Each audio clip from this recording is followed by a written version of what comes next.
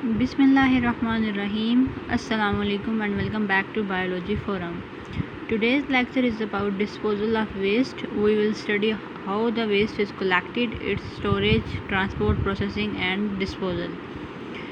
अब हमारे पास जो वेस्ट है वो जनरेट तो हो गया, ठीक है। उसके डिफरेंट सोर्सेज हो गए, जैसे कि मैंने पिछली वीडियो में बताया था, biomedical waste, medical waste, industrial waste, household waste, municipal waste. वो सारा वेस्ट जो है वो जनरेट हो गया है। अब उसको हमने ख़त्म किस तरह करना है ताकि जो इन्वायरमेंट है हमारा वो बिल्कुल क्लीन रहे, तो उसके लिए कुछ स्टेप्स ज़रूरी होते हैं जिनको हम करते हैं और उसके बाद फाइनल उसका डिस्पोज़ल हो जाता है। अब मैं आपको सारे steps one by one detail में बताती हूँ। अगर हम साइंटिफिक डेफिनेशन देखेंगे डिस्पोजल ऑफ वेस्ट की साइंटिफिक डेफिनेशन क्या है, तो उसमें आता है proper disposition of a discarded और discharge material in accordance with the local environmental guidelines और लॉ। यानी कि जो इन्वायरमेंट का जो गाइडलाइन या इन्वायरमेंट के रिलेटेड जो उनसे लॉज हमारे पास बन चुके हैं कि ये काम ऐसे होगा, तो उसके अकॉर्डिंग जब हम कोई भी जो डिस्कार्डेड मटेरियल होगा उसको डिस्पोज करेंगे, ठीक, उसको ख़त्म करेंगे, तो इस सारे को कहेंगे डिस्पोजल ऑफ वेस्ट। यानी कि according to the proper guidelines, according to the proper rules हम वो फॉलो करके और वेस्ट को डिस्पोज ऑफ करेंगे।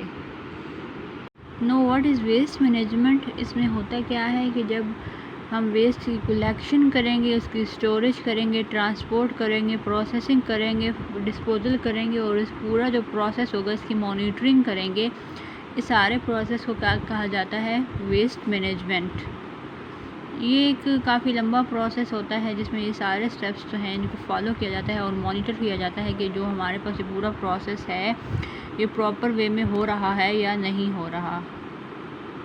फर्स्ट स्टेप, जब से जो इनिशियल स्टेप है वो है कलेक्शन, यानी कि जो वेस्ट है सारा उसकी कलेक्शन किस तरह की जाती है। ये सारा कुछ डिपेंड करता है कि कितने फ़ंड्स जो हैं वो अवेलेबल हैं, गवर्नमेंट ने कितने फ़ंड्स एलोकेट किए हुए हैं इस पर्पज़ के लिए। कॉमनली कुछ एरियाज़ में जो ये होता है कि हाउस टू हाउस कलेक्शन होती है, यानी कि घर घर जाके जो ये वेस्ट होगा उसको कलेक्ट किया जाता है। और कुछ एरियाज़ में ये होता है कि जो लोग होते हैं वो अपना जो भी घर का ये वेस्ट होगा उसको जो नियर बिन्स होंगे उनमें वो फेंकते होते हैं, ठीक, ये होता है। और फिर 1949 में ये हमारे पास एक कमेटी बनी थी जिसने ये रिकमेंड किया था कि जो लोकल बॉडीज़ होते हैं वो स्टेप्स लें ताकि जो वेस्ट है, जो रिफ्यूज़ है या डिस्कार्डेड मटेरियल है उसको कलेक्ट किया जाए।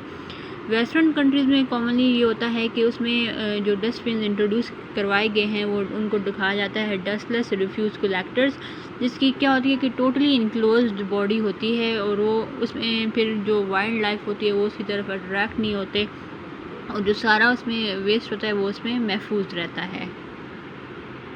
नेक्स्ट स्टेप इज़ स्टोरेज, यानी कि किस तरह जो वेस्ट है या डिस्पोजल है उसकी स्टोरेज की जाएगी। तो उसके लिए 3 वेज़ हैं। फर्स्ट है गैल्वेनाइज्ड डस्टबिन, दूसरा है paper sack and third one is public bin. जो गैल्वेनाइज्ड डस्टबिन है इसमें क्या होता है कि ये स्टील का बना हुआ होता है और इसमें स्टोरेज की काफ़ी स्पेस होती है। ये वेदर रेजिस्टेंट होता है, यानी कि फिर इसमें क्रोजन वगैरह या रस्ट वगैरह जो होगा वो नहीं होगा। और जो भी कॉमनली तो ये होता है कि नॉर्मली अगर कहीं पे कचरा पड़ा हुआ है या वेस्ट पड़ा हुआ है तो उसकी तरफ जानवर जो हैं वो अट्रैक्ट होते हैं। तो ये इसमें क्योंकि एक क्लोज बॉडी होती है तो जो सारा इसमें वेस्ट होगा वो उसी के अंदर रहेगा और इससे स्मेल वगैरह भी नहीं आती। दूसरा है पेपर सैक। पेपर सैक ये नॉर्मली आजकल वेस्टर्न कंट्रीज़ में भी यूज़ किया जाता है और पाकिस्तान में भी कहीं कहीं पे कि ये पेपर सैक होता है और जो खुद ही बायोडिग्रेडेबल होता है, खुद ही से ये रिमूव हो जाता होता है, ठीक। इसमें जितना भी रिफ्यूज़ होगा उसमें स्टोर किया जाता है। थर्ड है पब्लिक बिन। पब्लिक बिन जो है ये लार्ज नंबर ऑफ़ पीपल के लिए यूज़ किया जाता है या पब्लिक प्लेसेस पे इसको यूज़ किया जाता है, जिसमें जो पब्लिक होगी वो सारा जो भी वेस्ट होगा उसमें फेंकेगी। Now come towards our final topic that is disposal of waste. तो इसमें इसके लिए डिफरेंट जो मेथड्स हैं वो बनाए गए हैं और उनको यूज़ किया जाता है। उसमें आता है डंपिंग हो गया, इंसिनरेशन हो गया, कंपोस्टिंग हो गया, मैन्योर पिट्स हो गया या बरियल हो गया। ये है जितने भी मेथड हैं ये स्पेसिफिक हैं कि हमारे पास वेस्ट कौन सा है और किस एरिया में वो प्रेजेंट है। जैसा कि अगर हॉस्पिटल का वेस्ट है जिसमें ड्रिप्स वगैरह होती हैं, सिरिंजेस होती हैं एक्सेट्रा, तो उसके लिए जो इंसिनरेशन का हमारे पास मेथड है ये बेस्ट होगा और वो यूज़ किया जाता है। अब सबसे पहले आता है हमारे पास डंपिंग में क्या होता है कि जितना भी वेस्ट होगा उसको जो लो लाइंग एरियाज़ होंगे वहाँ पे उनको डंप कर दिया जाता है। फिर वहाँ पे जो बैक्टीरियल का एक्शन होगा उसकी वजह से जो भी वेस्ट होगा वो अपना वॉल्यूम उसका आहिस्ता आहिस्ता कम होता जाता है और आहिस्ता आहिस्ता वो सारा ह्यूमस में कन्वर्ट हो जाता है, जिसकी वजह से फिर जो पूरा जो वेस्ट होगा वो ख़त्म हो जाएगा और एनवायरनमेंट भी हमारा क्लीन रहेगा। Next method is control tipping और सैनिटरी लैंडफिल। इसको आम ज़बान में ट्रेंच मेथड भी कहा जाता होता है, जिसमें ये होता है कि जो लेवल ग्राउंड होगा ना जहाँ पे वहाँ पे ये मेथड अप्लाई किया जाता है, यानी कि जो ज़मीन होती है वो बिल्कुल ऐसे हमवार हो। ठीक, फिर उसमें क्या किया जाता है, उसमें ज़मीन जो है उसकी थोड़ी सी खुदाई की जाती है, स्पेसिफिक उसकी लेंथ भी होती है और उसका जो विड्थ होती है वो भी स्पेसिफिक होती है। और उसके बाद क्या किया जाता है कि जितना भी वेस्ट होगा या रिफ्यूज़ होगा उसको अंदर डाल दिया जाता है और ऊपर से उसको जो होता है सॉइल होगी उसके साथ कवर कर दिया जाएगा। उसकी वजह से क्या होता है, वो खुद ही जो वेस्ट होगा सारा वो अंदर ख़त्म हो जाएगा आहिस्ता आहिस्ता। माइक्रोब्स जो हैं वो उसके ऊपर एक्शन करेंगे और इस सारा और ये प्रोसेस जो होता है ये डिपेंड करता है कि जो लोकल कंडीशन है वो किस तरह की हैं, वो सपोर्ट कर रही हैं इस मेथड को या नहीं कर रही। नेक्स्ट स्टेप और मेथड इज़ इंसिनरेशन। इंसिनरेशन में क्या होता है कि नॉर्मली जब बर्निंग के थ्रू किसी भी वेस्ट को ख़त्म किया जाता है उसको इंसिनरेशन कहा जाता है।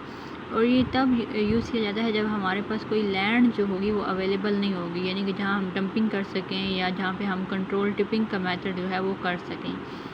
जो हॉस्पिटल का वेस्ट होगा जो बहुत ज़्यादा डेंजरस होता है नॉर्मली उसको डिस्पोज ऑफ किया जाता है इस मेथड के थ्रू।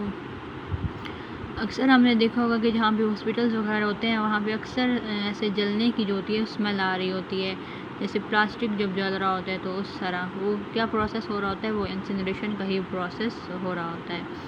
लेकिन इस सारे प्रोसेस में क्या चाहिए होता है, बहुत ही ज़्यादा हैवी एक्सपेंडिचर चाहिए होता है ताकि जो हॉस्पिटल का वेस्ट है उसको सेफ़ तरीके से डिस्पोज ऑफ किया जा सके।